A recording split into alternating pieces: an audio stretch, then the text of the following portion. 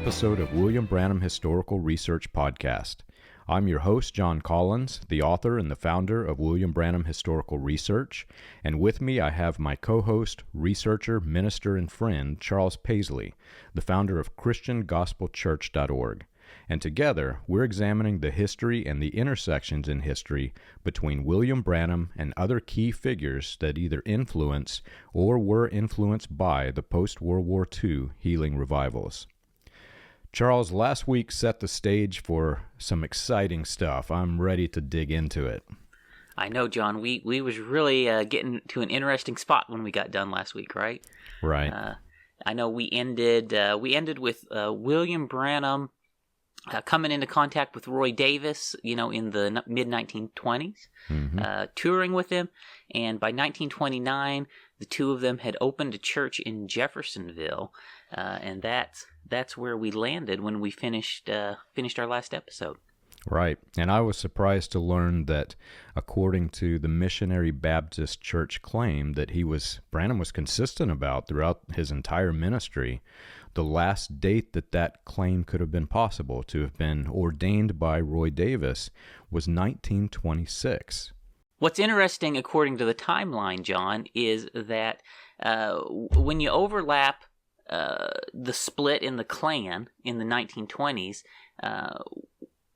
Hiram Evans and Joseph Simmons going separate ways as Klan leaders happens at the same time that Roy Davis is excommunicated from the Baptist Church, right? Which gives you a strong indication that it's actually related to the split in the Klan when he loses his position in the Baptist Church, and that happened. You're right, John, in 1926.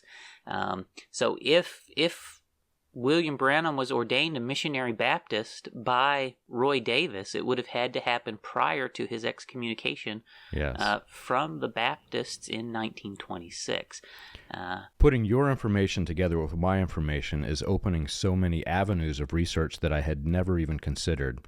So think about this. William Branham's initial stage persona was a man who was claiming that the churches are apostate, and that, of course, grows, more strongly towards the end, but he's talking about bringing people out of the mainstream churches and into his sect.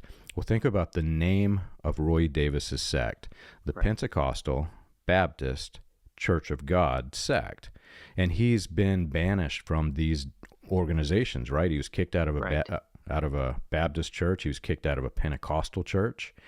And I believe I found somewhere where he was initially with the Church of God as well. Right. There is evidence he was at Church of God, preaching at Churches of God as well. Yeah. Right. So, he's definitely trying to put something together to appeal to all of these people that he has exited from, that he's left behind. And he's starting in 1926, after he's kicked out of the Baptist Church. He, along with Caleb Ridley, the Imperial Club, the chaplain of the Klan, they start touring, putting together that new denomination. And that's what's going on 1926, 1927, 1928, 1929. Yes. They're touring. They're building this new denomination. They're building themselves a new set of churches because Caleb Ridley was also excommunicated from the Baptists in the same time. Oh, wow. I didn't realize that. Yeah, they're both actually put out together. Ridley had been in the William Simmons faction too, right? So it all breaks down along this faction breakup of the Klan. And so this new faction with Simmons, with Davis, with Caleb Ridley, they're building a new religious front end because they not only did they lose their power in the original Klan organization, they also lost their religious position. So they're rebuilding everything from scratch, really starting from 26. So here's the power of the combination of the two of us. This has put together a puzzle piece that I have tried for, I can't tell you how many years to put together. William Branham tells this story, it's all fiction, about how he just stumbled onto Pentecostalism in Mishawaka. And I've had conversations, I think I've told you about this, with a Pentecostal historian who knows this, this exact meeting that William Branham was at. He is in contact with people who were at that meeting. And William Branham, in his fictional life stories, he's claiming that he's a Baptist. He says, I've never seen Pentecostals before, while he's got a Pentecostal church back home in Jeffersonville. Exactly. And he's in this sect where they're trying to suck people out. I did know that appears to be in response to the victim of the flaming sword. So the Pentecostal sect that's very powerful in Indianapolis. It looks like Davis rose in opposition to that. But here's the puzzle piece that I was missing.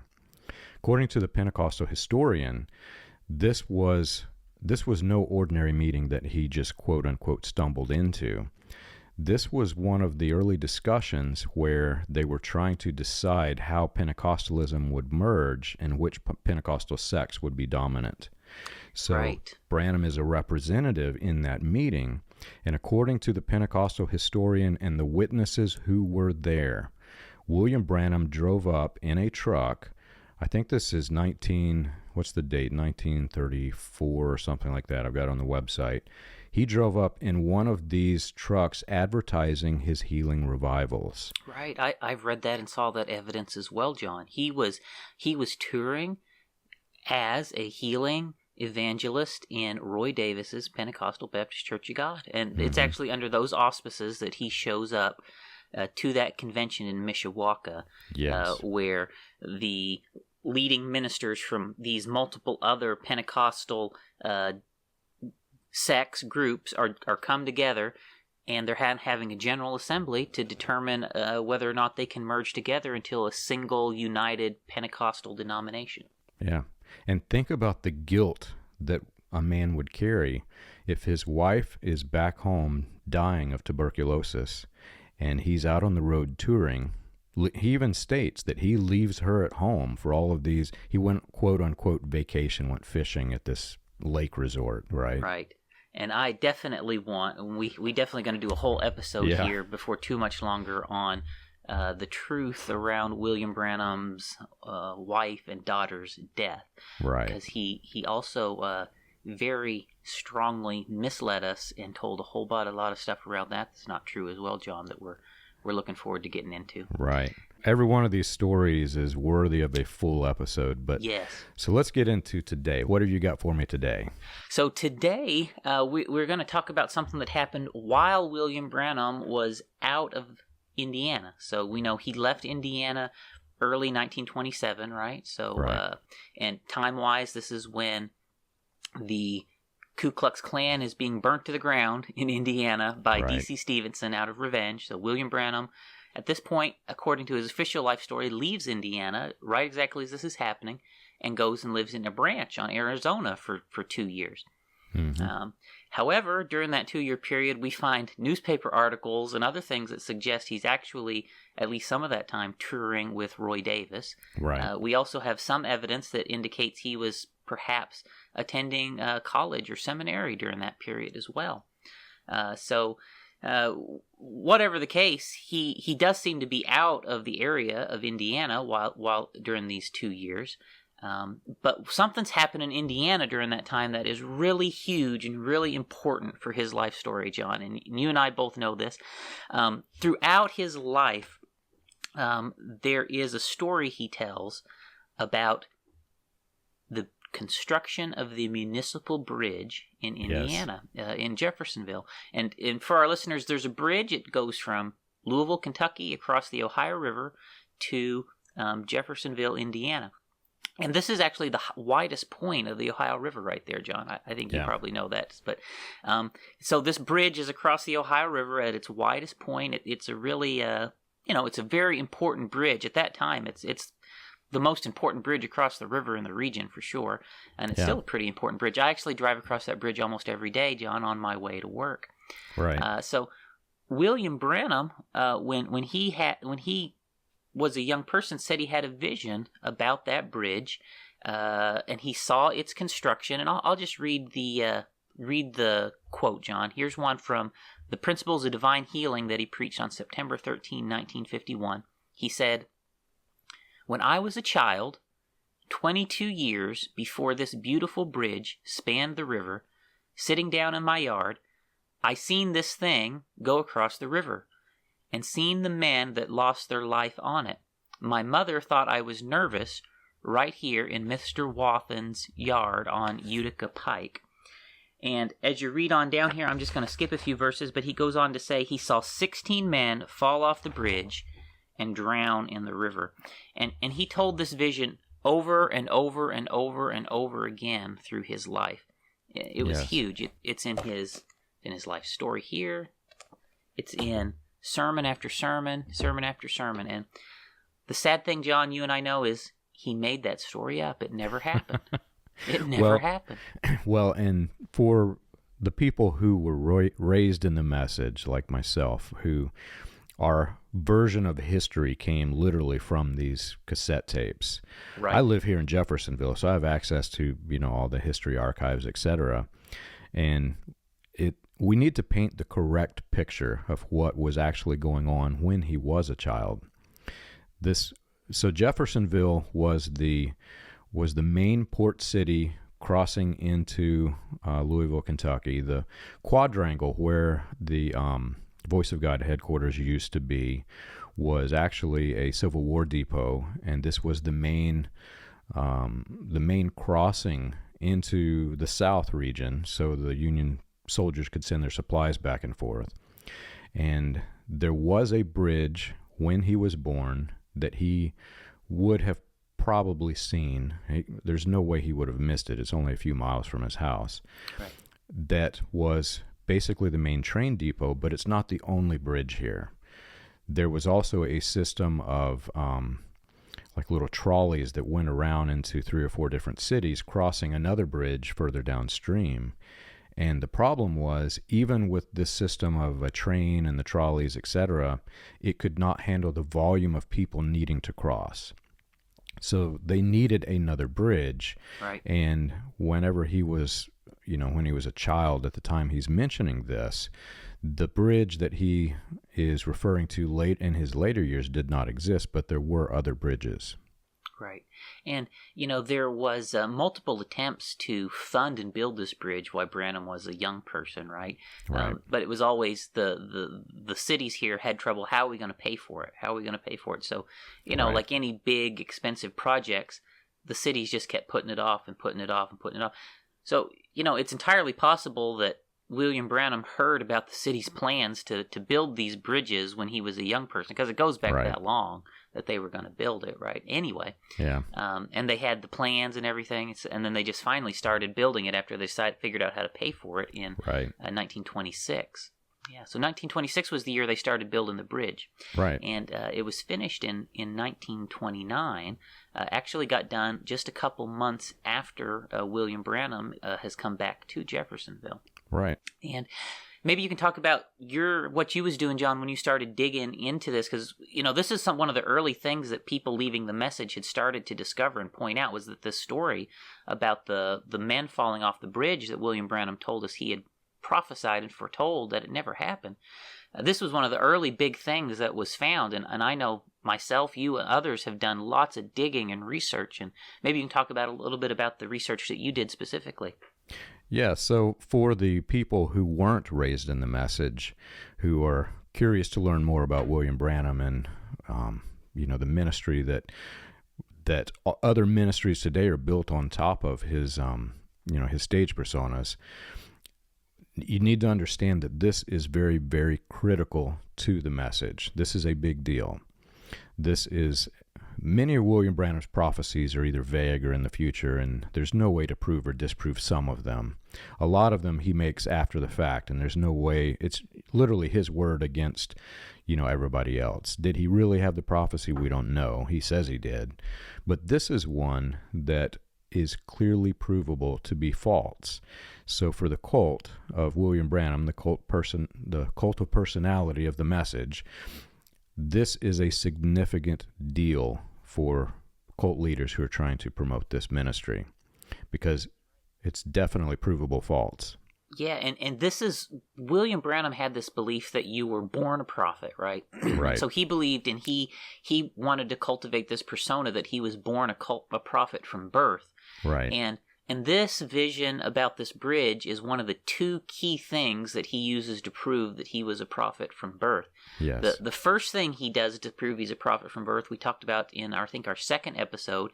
He says that when he was living in Kentucky, a point in time when he was 18 months old, he had a vision that he was going to move to New Albany. So this was his first proof. But he was a baby, you know. He probably couldn't even understand English, let alone hear someone telling him he's moving to New Albany, right? So that's probably bogus. And then we come to the second thing that he's using to prove he's a prophet from birth. He has this vision of the bridge being built, and 16 men. He prophesies 16 men are going to fall off this bridge and dies. He claims to be 7 or 8 roughly years old when this happens. And so this is the second big proof that he's a child from birth. But just like the first one, this one turns out it's there's no question. This is a fake prophecy. This is a fake vision. It never happened. Yeah. So I'm going to tell a story. I don't think I've ever told it in public like this before, but this will give you a key as to how significant this is and how the cult would like to suppress this information. When news broke about this, there was a couple who were in the message. They had been born and raised in the message, and there was some information about William Branham, his prophecies, and the questions that were being raised. But this couple were devout followers of William Branham, and they wanted to prove all of these critical people false. So they wanted to say, let's find a vision, let's just pick one, and let's prove it to be true. And we'll create a website, and everybody can go to it, and they'll see that William Branham is the one true prophet. And the reason they chose this one is because this one has significant history. It was one of the public works projects. The Coast Guard, United States Coast Guard, were involved. And when it's that significant of a government project, everything has to be documented. Right. Every single thing. I mean, right down to the going to buy loaves of bread for sandwiches has to be documented, yeah, right? The number of bolts that was riveted into the side, right? Yeah. It's unbelievable.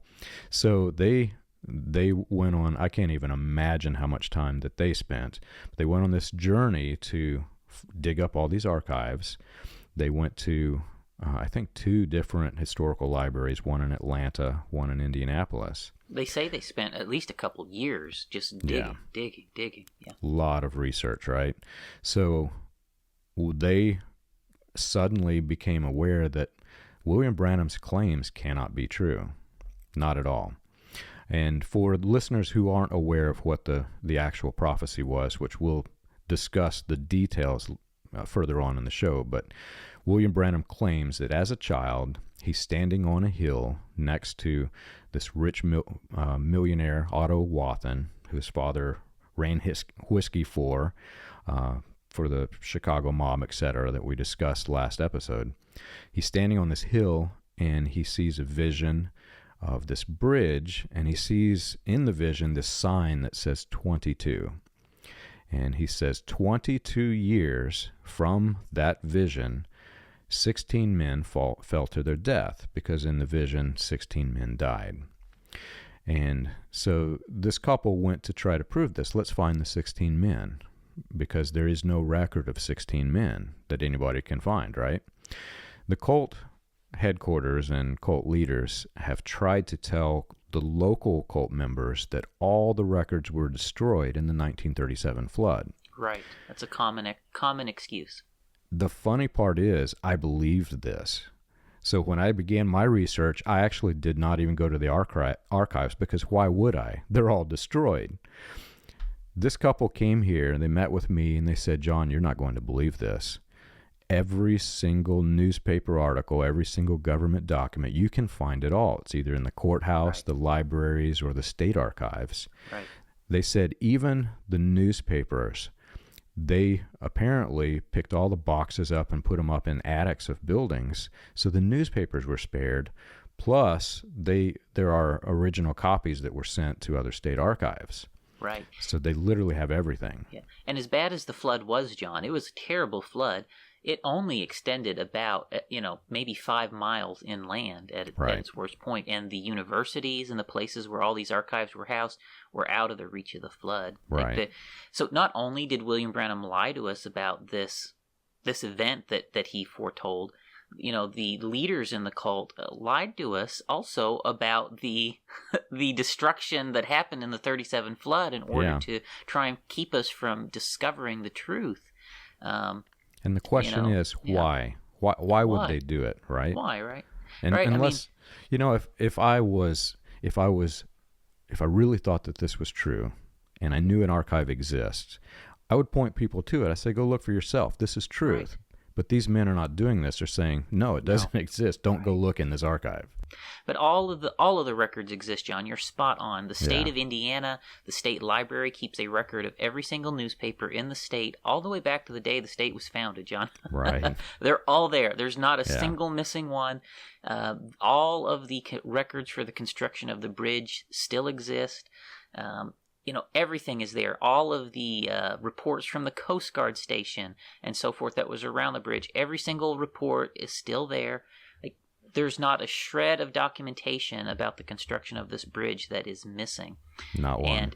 And if you get it and you look at it, you and I have done similar things to what the Barones did, right? I mean, we start hearing all these things about the message is fake and William Branham made all this stuff up. Well, I mean, when I heard it, I didn't believe it. I couldn't believe it could possibly be true. And so I figure, well, Brother Branham told us the truth. If we go look at these records just the same as these other people did, we're going to find it, right? And when I look at the Barones' research at first, I'm like, well, they must have missed something, obviously. Yeah. And so they were very nice enough to scan everything, to document everything and tell where they found all the stuff. And a lot of the same research that they did, I repeated, you repeated, and other people we know have all repeated it, thinking the same thing. This can't possibly be true. I mean, this is how we know Brother Branham was a prophet from birth, is this story. But our research comes to the same point. He made it up. Yeah. Here's the crazy part. After they published this research, this was a big deal because now not only did they publish the research, they published the tools so that people could come to Jeffersonville and research for themselves. Yeah. Literally the unraveling of this cult. So to stop this, Voice of God Recordings, the cult headquarters, produced this video of a former mayor's son, who's also an attorney and not a message believer, who basically gets in the video and says, yes, I remember this story when I was a kid. I overheard, which is hearsay, I overheard that two men fell into the concrete and of the pillars that held up the bridge, and they died. So William Branham's prophecy of 16 men was true because 2 men died. That was their response to this. So I have friends who have left the message who are in various different businesses and careers. One of them is a structural engineer. And so I shared this video with him, and I said, look, this is actually working because people are not coming. They're listening to this video instead. And he said, John, if even one body were in this, when the body decomposes, it creates a void in the structure, and the entire bridge would collapse. You're right, John. And we also have too. I didn't send you a shot of this, but we even have pictures of. We have the copies of the concrete pouring records from the bridge, right, for the piers, with the amount of concrete that went into them, how long they sat and everything. And nobody fell into these piers. Right. There are no bodies in those piers. It's completely, that's a made-up story, too. Here's the shocker. So he had me go pull the architectural drawings, and you can actually find them on my website if you search Bridge Architectural Drawings. So I go down to the library, and I've got with me my laptop, my hard drives, my equipment, basically everything that I do to run the historical research. And I find the couple told me where the architectural drawings were kept, so I went and I got them. And I set my bag down literally right beside the copy machine. And I started copying, and then I turned to grab another page, turned back, and when I turned back, my bag, my laptop, my hard drives, all of it stolen. And this is, again, immediately right after all of this, this video came out, etc. We scoured the entire library, shelf by shelf, myself and the security, could not find it. And I left the building. I was really upset because I just lost everything, right? I left the building. I go to another place that I had to go after there. And I get a phone call from the library, and they said, John, you're not going to believe this. Somebody just returned everything. And I'm driving back thinking, what in the world? What thief steals everything, especially the things that I had in this bag, and then gives it all back? That's not your normal thief, right? No. So I get back, and sure enough, my laptop's there. I start going through the bag. I knew exactly what was in this bag. I had cables, wires, tools, wire cutters. So I laid everything out on the table, and sure enough, every single thing was there except for one hard drive that had some of my archive information that was soon to be published on William Branham Historical Research, including, these drawings, which I later went and got again anyway. But, things like that. I can't say that the cult did this, but this is a pretty strong coincidence, if you know what I mean. There's definitely a pattern here. Like, there's certain, you go to the library and the archives that are on the page that have Branham's name on it, the pages have been ripped out of the books, John. I saw that too. They're torn out, right? Like they go to the libraries, they tear out any reference to Branham out of the books. They do everything they can to prevent anybody from looking into this stuff. And they have to do that because they know that what's in the books does not match the truth of what really happened. I was just 2 months ago, I was in the Jeffersonville Clark County Courthouse. Somebody had actually gone into the courthouse archives and ripped out pages where it's showing that William Branham and his brothers were, William Branham performed remarriages of his divorced brothers, which is against his own doctrine, and some other details that were very critical to William Branham. They actually ripped out the Branham pages, which is a felony. I mean, we're talking in the courthourhouse they did this. It's a big deal. Yeah. But anyway, so the let's strangeness. Get to the vision. Yeah, let's get back to the vision. The strange story beside. I wanted to share that because that is how significant this information is to this cult. It's critical to them. This is critical proof that William Branham was born a prophet, and I would say it is the key proof that he was born a prophet that he offered to us. And so when we find out that this is completely made up, it undermines all evidence that he was born a prophet. Right.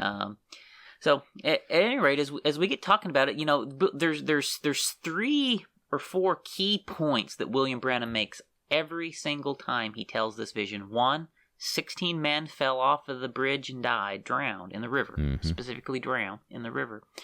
It happened 22 years to the day, more or less, after he saw this vision, because he saw the sign 22.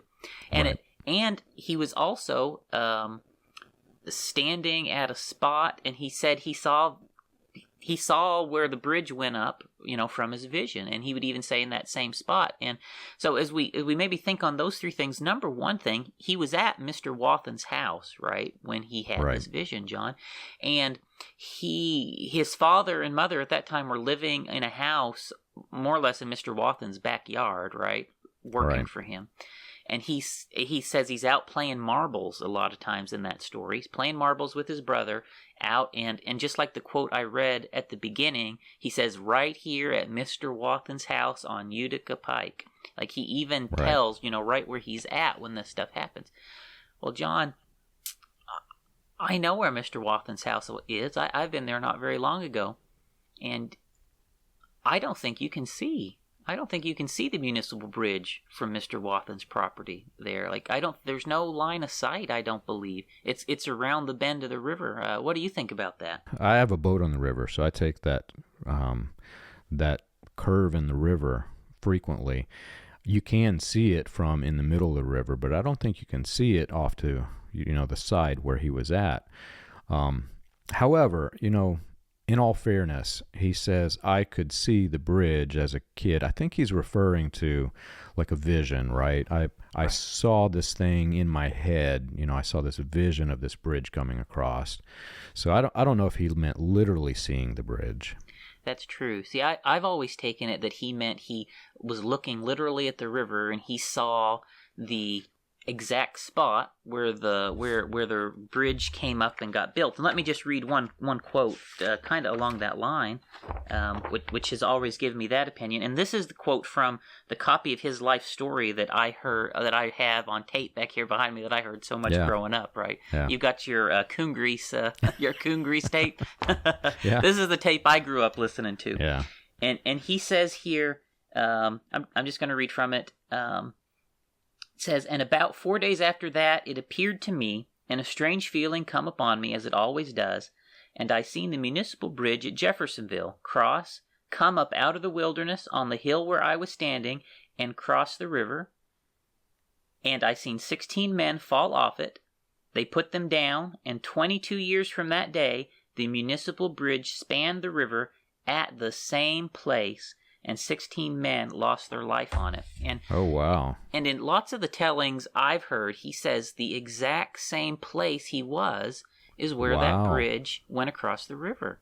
So he was literally talking about a place that his eyes could see. There's no, I've been there. There's no way you can see. It's 4 miles and the river curves right there. You can't see the bridge. Exactly. The bridge was not built there. The bridge is miles from that point. And that's, that to me is, that's the first thing that's hard for me to understand looking back now. I realize that where he was is not where the bridge was built at all. Wow. I wonder if that's why some people were asking about the tours. The cult has this, this brochure, and they've given tours for years of key places to William Branham's history, and oddly enough, Wathen's house is not on it. I wonder if that's why they left it off, because you can't see the bridge. That's true. That's entirely possible. Another key detail, before we get to the 16 men that didn't die, is that he said that 22 years. Yes. 22 years from the time he had the vision, this all happened, right? So one, he sets the parameters, right? He does give us a date range to look at for this to be fulfilled. But the problem is the bridge was finished in October of 1929. That was when it was done. It was started in 1926, the outbuildings and stuff. So, roughly a 4-year construction period, a little over 3-year construction period. And the problem is 22 years before October 1929, William Branham wasn't even born yet. I know. Right? That's a problem, John. I remember how shocked I was when I did that math. You know what's even more shocking? People are so under this mind control, this group think, that they'll take one, if they can, make any little detail seem vaguely possible, not even true, but just possible, they'll run with that detail and forget that he said, if one single detail of my visions fail, you can hang a sign on my back that says false prophet. False prophet, right?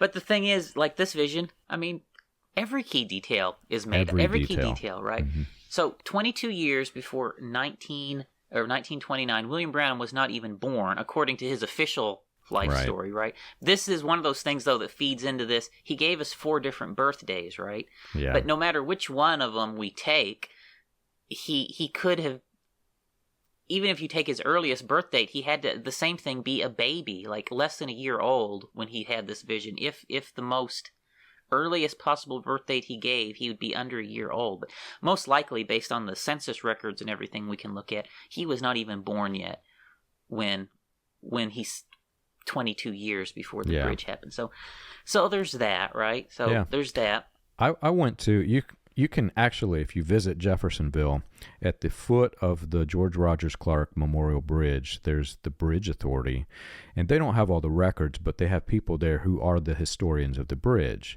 And I went in and spoke with one of them, and I asked him, I said, I didn't go deeply into what I was doing, but I said my grandfather was the pastor at Branham's Tabernacle, and I was curious to know how many people died on the George Rogers Clark Memorial Bridge. And he kind of chuckled. So he's apparently been asked this a few times, and he says this was one of the safest bridge buildings at that time in the nation.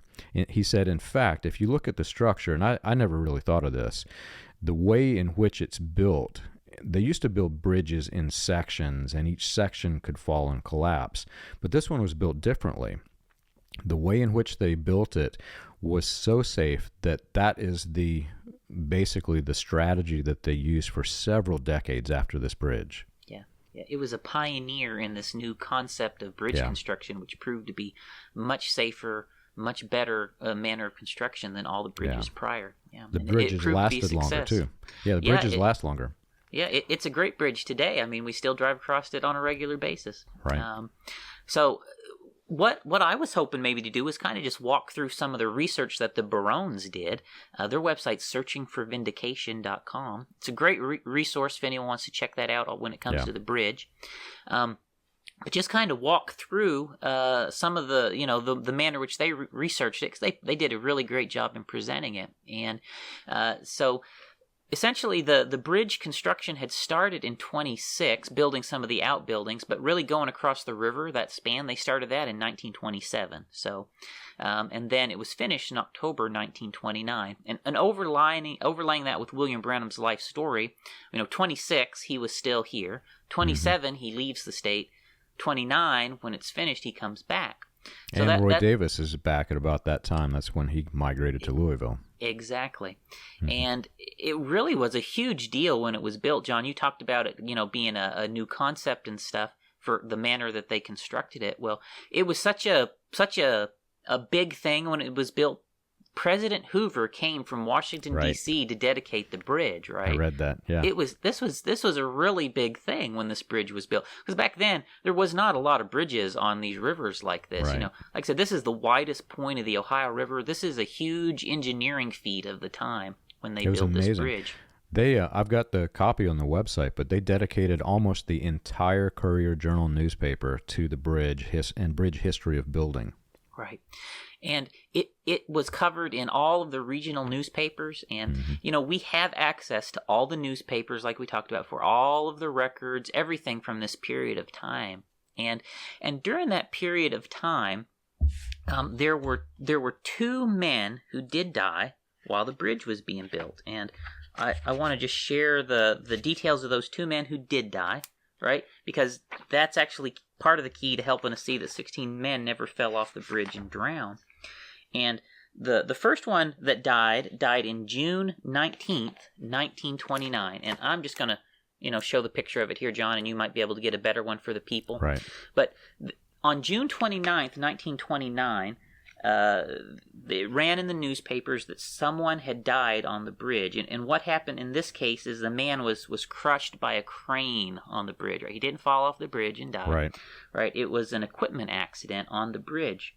And it says here very clearly in the article, John, the title, First Life Lost, right? Right. And this is from June 19th, right? So we're in the last 4 months of bridge construction here. Yeah. And so that confirms to us no one died in year 1, 2, and all the way up into the middle of year 3 of bridge construction. Yeah. And there's two main points I want to make about that article. The first one is, again, William Branham said if one single detail is off, hang a sign on my back that says false prophet, right? His vision wasn't that they would just die. His vision was that they would specifically drown. They would fall into the river and drown. So whenever Colt headquarters published this video of them falling into the caisson, not into the river, they're so much aware that this vision failed that they were willing to publish a statement by this former mayor's son that it happened differently than William Branham said. So that's the first point I want to make. The second point is that to counter this massive, huge problem that they had because this information is getting out, the claim that was made, and this was somewhat successful in strategy too, they started saying, well, newspapers back then didn't report everything, and especially something like this, whenever they were wanting to build the bridge, they didn't want the critical information like this to get out or the public would just go nuts. So there were things withheld from the newspapers. You know as well as I do that there was no Facebook, there was no Twitter. Back then, if you and your wife went over to somebody else's house for dinner, there's a strong possibility it's going to be in the paper. That's the way it was back then. Exactly. That was social media. Yeah, that was social media. Everybody read, Yeah. you know. And you would actually, there were these little kids going around trying to figure out what people are doing so they could publish it in the news, right? Yeah. So the fact that they published this and then specifically wrote first meant that they were not only detailing, you know, every man who died, they were very open about who died. They were not covering anything up. Exactly. And so this first case did not die. Like William Branham said, he did not fall off the bridge and drown in the river. He was crushed by a basically the end of a crane piece, whacks him, a crank whacks him, crushes him, fractured his skull, and that's what killed him. So, and again, June 19th, 1929, it's very clear. It says this was the first death on the bridge.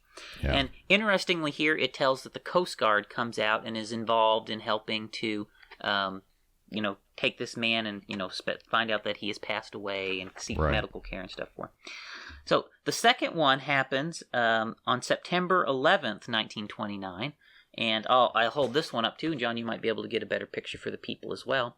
But here's the second one that has passed away. And the same thing, he has not fallen off the bridge and drowned in the river. He falls off the bridge and lands on some equipment on a lower level below the bridge that's down there working on the construction piece, and he breaks his back when he lands on the equipment that's being used to construct the bridge. So same thing. He passes away. The Coast Guard is there involved, helping to check the man, make sure he's see if he's okay, but actually he's passed away. And this happened September 11th. So we were less than 60 days from the completion of the bridge at this point. The bridge is done in October. And this article tells us very plainly this was the second man to die. And these are the only two people that actually died during the construction of the bridge. And neither of them fell into the water. Neither of them drowned, right?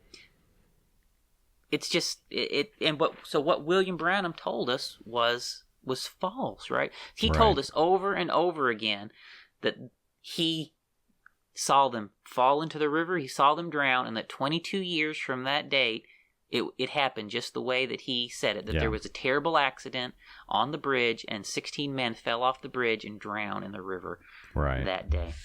It was such a different world. I don't know if I will mention this often. I always go back to it as my example, but the snake oil salesman in the Bonanza show or these Western shows, the guy who goes from town to town saying, hey, in this other town, I did X, Y, and Z. Just go ask them. And, usually they give details that can't be proven. But in William Branham's era, he was one of many who were doing this kind of thing. Go and say that, I could heal, I had visions, etc. Just go ask them, right? And if the people were to go ask, was a bridge built? This was the perfect opportunity for a quote-unquote just go ask them strategy. Yes, a bridge was built, right? And if the people were to go ask, did 16 men die? Well, there would actually have been some locals who would agree to this, because I found this article, and I will put a better picture of it up, but you can see it here. This Evening Gazette, there is an article that says basically 16 men drowned like rats.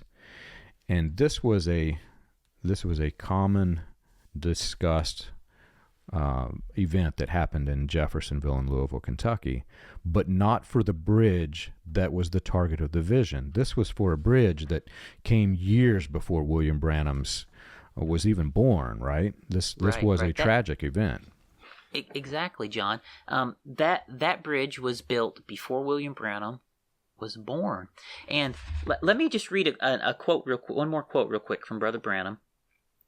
Again, I've read this one before, but he says, I seen 16 men fall off it, the bridge, the municipal bridge. They put that down, and 22 years from that day, the municipal bridge spanned the river, and at the same place, 16 men lost their life on that bridge. Like he told us over and over that happened, verbatim, but as we've looked at here, it definitely did not happen. But it did happen on a bridge before William Branham was born, right? And And here's the thing, John, they converted that bridge where this did happen in the 1800s, before William Branham was born, into a walking bridge not too long ago in a recent past, right? And, Right. up on that bridge, John, they put a memorial up there to the men who died. And you can walk across that bridge. You can read the plaques to the memorial to those men who died on that bridge. And it seems like William Branham just pretended like he had the vision of the men that died on that bridge, and he just transferred it over to the other bridge. Right. And claimed that he saw the 16 men falling to their death, but really he was just stealing the story from the other bridge and pretending that he had prophesied it, when in reality that happened before he was ever born. Yeah. It's incredible. There's also this weird thing that I fully don't understand. For me, a lie is a lie, no matter how you tell it. If it's not, it's either true or it's false. It can't be in between. There are some people even people that I know, who are okay with bending the truth a little bit, as long as it will make somebody believe in God or, some faith thing. They learn that from their prophet. Exactly. Well, think of this. He's with a group of men who could have easily gone and verified some of these claims. And if you were to ask them, did 16 men die on a bridge in Jeffersonville? There are actually some people that, knowing that William Branham was making this claim about this bridge that it did not happen, they could, in their minds, feel okay with saying, yes, William Branham is right, 16 people died. Knowing that it didn't happen on this bridge, it happened on this other bridge before he was born, but they try to feel good about themselves by bending the truth. And I found this Gnostic group. I don't know if you've studied Gnosticism, but there was this one Gnostic group that basically thought it was okay for, quote, lies for the sake of a holy end. And I strongly feel like this is one of those cases. This is their lies for the sake of a holy end. And the thing is, the Bible tells us, John, and let me put on my preacher hat for a second. Right. The Bible tells us, the Apostle Paul says that if a lie abounds to God's glory, then God is unjust, right? And it says that, shall we be judged sinners if God uses lies to his prophet, right? Right. You cannot use, it's explicit what Paul is saying, you cannot use a lie to advance the gospel. And in fact, if you have turned God into a liar. And it just can't be done, right? When you go down that path using evil to bring good, which is exactly what you're doing when you're using a lie to try and advance a cause. You've departed really from the true Christian faith, which is sadly what some of them have done.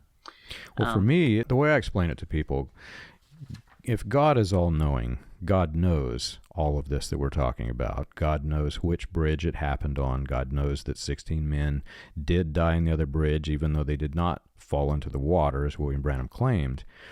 If you're claiming to have a vision by God, and God is the all-knowing, it would be like this newspaper article I have that says 16 men drowned like rats. So if God is holding this paper and he's reading it to you, you have the exact verbiage.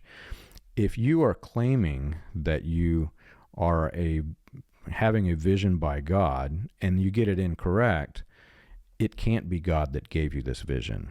Right. And if you're doing this kind of thing, you are a person who is pretending to be a prophet and pretending for some unknown cause, and that cause is what we're trying to get to with this podcast.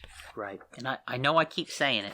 16 men did not fall off this bridge and drown. Not a single man fell off this bridge and drowned when it was built. And, not one. There's other leads, right? So, one thing we might say is, well, William Branham said 22 years from the time he had the vision. So maybe, since he wasn't born yet, maybe he wasn't talking about when the bridge was built. Maybe he's talking about another point in time, right? And so the same thing, we can pull all the records, and the Barones did this. They did this exhaustively, John. Right. I mentioned that the Coast Guard was involved in both of those two. The first of those two accidents on the bridge during the construction, and the Coast Guard came and was involved in both of them, and in recovering the bodies and taking them off to the morgue. And there actually is that Coast Guard station where that happened is there to the present day. And I'm going to show a quick one more picture here, John, and you again can get a better one. This is a sample of the Coast Guard's logs that they kept down here, and there's a log for every single day, beginning to end, for years and years and years and years until the day came that they invented computers and they start putting them on paper, and they're all still there, and you can go pull them all up and look at them, and they went and you and I can go. Anybody can go down to this place and look at this logbook. And I hope the cult, maybe we should call and warn them, so the cult's going to probably go rip all the pages out of this now, John. But maybe we should call and warn the Coast Guard. But fortunately, we already have copies of every single page out of the book. So, but we should qualify that. We don't know that it's the cult, but this is a very strange coincidence. Yes. Who knows? Somehow all the pages disappear whenever they get talked about. So you can go through every single page for years and years on end. This never happened. Right. 16 men never fell off this bridge and drowned ever. In the whole history of this bridge, 16 men never fell off it and drowned. In fact, John, I do not believe, to the best of my knowledge, that a single person has ever fallen off of this bridge and drowned to this day. Ever. Right. I do not believe it's happened. Nothing I have seen has indicated a single person ever has fallen. Even the people that jumped off the bridge to try and commit suicide all survived. Because the Coast Guard is literally right next to the bridge, and they come out and they pluck them out of the water, right?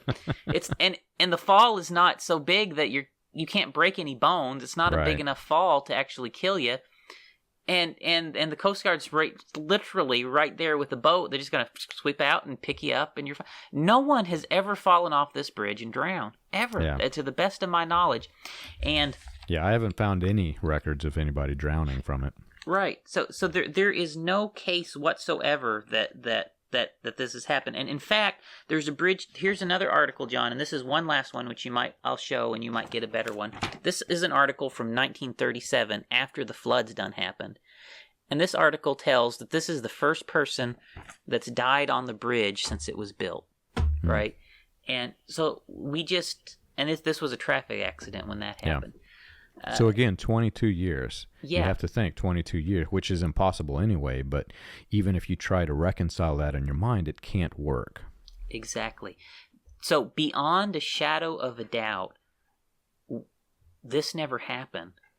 Yet William Branham, A, told us it happened over and over again, which makes him dishonest, right?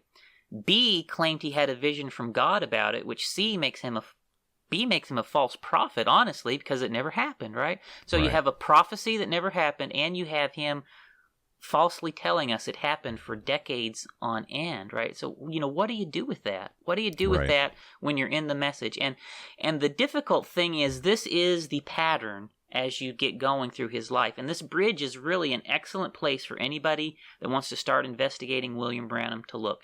This is a very easy thing to research. It's very easy to get the records. It's very easy to look at. It's a great place to start. But this pattern that you see with the bridge repeats over and over and over through his life. Every single thing that we can look into and pull out the evidence, he's made up this stuff over and over and just presents it to us as truth. But it wasn't. And watch the cult's response, not just with the Branham cult, but if you're trapped in any cult, that, William Branham's cult splintered into, I don't know how many hundreds of different cults. If you're in any one of these and you find something critical, don't put it on the shelf and think about it later. Critically examine it, because if this is a man who is bringing truth, then if you examine it, it will further prove his truth. And just watch the cult response. I'm reminded of whenever we learned that William Branham wasn't under this cloud formation that has become a cult icon, the cult's response was, well, he went to another dimension. And just watch the cult's response for this podcast. Maybe he went into another dimension, and in that dimension, 16 people drown. Yeah. Well, it's good for sci-fi, but it's not really good to prove a prophet. Exactly, right. And one good thing about us looking at this bridge vision early on in this series is it gives our listeners a really clear window into the depth and the degree to which William Branham misled his audiences, right? Right. Because if you go back on tape and listen to him tell the story, he told this story dozens of times. He tells it with such a passion. He never skipped a beat. There's not even a hint in his voice, that he's just making this thing up, right? And when you listen to that, him telling this with such passion, so convincing, right? And then you realize, wait, this was a total fraud. It never happened, right? Right. It makes it very hard to have any confidence in anything he says, because it sets up this realization. By the time you get about to the 10th or 12th time, you realize that he's done this, because there is story after story after story after story that he's done this exact same thing, totally made it up, told it with such passion. Even sometimes he throws in some "thus saith the Lord" that it happened, right? Right. You realize, I can't even trust a word coming out of this man's mouth, right? And that's where you end up with. So, and by the time we get done, John, if our listeners keep listening, they're going to hear all of these cases and all of these examples, and they'll have hopefully have the same questions we did and come to some of the same conclusions that we did. We'll take it to a broader scale. It's not just that we're studying William Branham. William Branham strongly influenced American Christianity and to some extent global Christianity. There were hundreds of evangelists that were under this umbrella of this, it was the latter rain message, and then it became just quote unquote the message, and it sprung out into all these other groups. Well, many of these men were in on the same schemes, and many of them basically used William Branham as the prototype to create their own schemes. So if you look at William Branham as the prototype for all of these ministries, William Branham, who copied John Alexander Dowie as his prototype, we're going to show over the course of the series of this podcast a pattern that begins to emerge with all of these ministers. Right. And one thing you get there, John, is they'll back each other up a lot of times too, right? Yeah. Even though they have maybe no idea what the other person is talking about, or maybe even they do know what it is and it's fake, they'll still kind of go on record supporting them. Like, yeah, that's right, that's true. Because how many people did William Branham would point to and say, "You're a witness, you know this happened. You're a witness, you know that happened." Right. But the thing is, like, I know those witnesses, like I know those people that he talked to, and I know that they would, privately tell me, "No, that never happened," and he would just point to them out as a witness, and they never was. But when they're put on the spot, they pretended and went along with what Brother Branham would say. Yeah. And so when I think back here in this area, John, a lot of people here in Jeffersonville, especially in Jeffersonville, I grew up in this area, John. My church might have possibly been closer to the bridge than the Branham Tabernacle. I'd have to get out a ruler on a map and see. But I was, if not the closest, the second closest church to the actual location where these things happened, right? We had hundreds of people in our church, and dozens of them lived in Jeffersonville in the 1920s when these things happened. And a whole bunch of them, John, I'm going to tell you, when I started looking at this, they knew William Branham made this up. They admitted to me privately he made this up. Yet from the platform, the same people will get up there and say that these things actually happened and were true when they know. Mm-hmm. They know it's not true. And John, you maybe can speak to this from your own perspective, but from mine, I know the highest ranking people in the message in this area all know that this is made up. Every single one of them. And we've heard stories. I've heard them some of them tell me firsthand, and I've heard secondhand from members of William Branham's family that these things, they know these are made up, right? Yet they'll get up and they'll say that we're the devil, right? Right. Because we tell the truth, but they're the ones that go along with keeping up this facade of lies. It's incredible. My grandfather, the pastor of the Branham Tabernacle, said, "People have known these things for years, John. What does it hurt for you to believe them anyway?" And if you dissect that, people have known these things are not true for years. What does it hurt for you to pretend to believe this? In other words, keep the public face, John. I could not keep a public face. This is either true or it's false. Exactly. And we have to know that William Branham knew this story was false, right? There's also the argument could be made, well, William Branham was out of town this time and he just got it, he didn't realize he was wrong and he thought he was right. But But William Branham came back to town in the summer of 1929. The bridge finished in October. The deaths, the 2 people who did die, happened after William Branham was back in town, right? And we see the newspapers clearly tell how they died and that they were the only ones that died. And so William Branham knew, just as the other people here in Jeffersonville knew, that 16 men never fell off this bridge and drowned. He knew that all of the years that he was telling people it happened. He knew it. Right. So, and that's breathtaking. It's breathtaking when you actually realize he knew better, and he was saying these things wrong on purpose. Yeah. I mean, he was out of town, so it makes sense that he would get his story not straight, because if he wasn't here to watch it happen, then, he could only rely on hearsay of what other people said. He might have actually heard somebody say that 16 men drowned, just like the newspaper said. Because I'm sure this was, the one that I have is the Evening Gazette from Sterling, Illinois. So this story apparently hit the Associated Press that 16 men drowned back in, this is what, 1890. Yeah, I'll have to pull up the data. It's hard for me to read that paper, but so he got his story incorrect. But where this sets us up for the next episode, picture this. So now we have multiple bridges going from Jeffersonville into Louisville, Kentucky, and Kentucky at that time was pretty large. You had the Kentucky Derby, you had the distilleries, you had a really booming city. And so this bridge opens, now automobiles can cross. Before this, it was only train. And Roy Davis comes and sets up camp. And that's where things really start to get interesting. That's right, because 1929, when William Branham's come back to Jeffersonville, contrary to what his life story tells us, he was already working with Roy Davis. He was already doing whatever they were doing together. We know for sure they were revivals together. Just exactly what Brother Branham's role in those revivals is not perfectly clear. But he was at those revivals with Roy Davis before 1929. And they come back, they land in Jeffersonville, and they start opening a church and attracting a congregation which will eventually transform into what we call today the Branham Tabernacle. I found recently, after we learned that William Branham's ministry was in 1929, he was with the Imperial Supreme Religious Chaplain of the Klan and Roy Davis. There's a statement he makes which is worth looking up, and he's talking about, he's appealing to the poison drinking, snake handling sect, and he says basically Roy Davis, praise God, drank strychnine or acid, drank poison basically, and praise God, all these people were saved.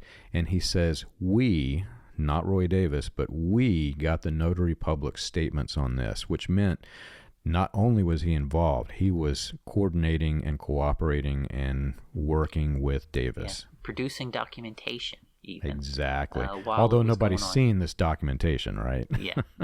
I'm sure it probably didn't exist, right? Yeah. So this is going to be exciting. We're going to get back into this, and I'm getting really antsy because we're getting to the fun stuff, and this, as we go, I think people are going to be pretty excited. If you enjoyed the show and you want more information, you can check us out on the web.